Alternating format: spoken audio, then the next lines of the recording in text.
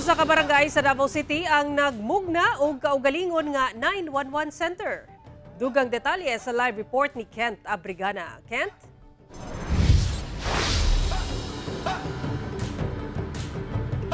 Sara, naalibihan na matud pa ang kaguol sa mga lumulupyo sa barangay komunal sa Davao City tungod sa gimugna ang mini 911 center sa ilang barangay nga matud pa makatabang aron makunhuran og maundang ang kriminalidad sa ilang lugar.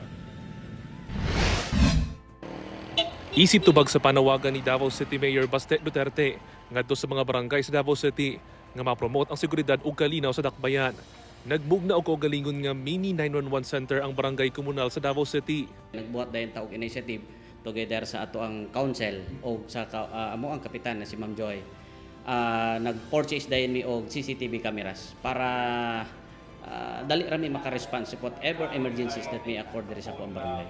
Gisugdan na maong proyekto ni adto lang bulan sa Abril karong tuiga. Nagkantidad og 700,000 pesos ang maong proyekto.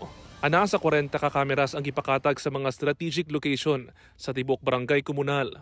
Adunay mga personnel nga nakamonitor sa ilang control center 24/7.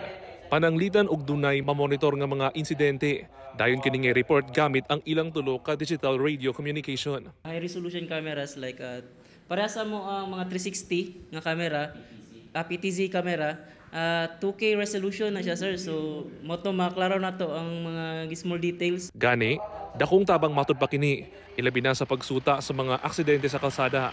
Susama na lang sa nahitabong aksidente kagahapon sa buntag kung asa nahulikam ang pagbangga sa duha ka motorista. Paspas matud pa kini nga naareglo sa kapulisan sa tabang sa gimuntar nga CCTV cameras.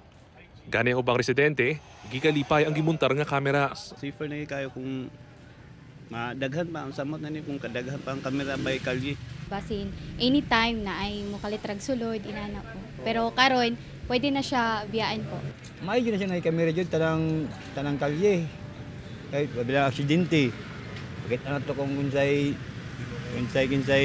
tama sa kalsada.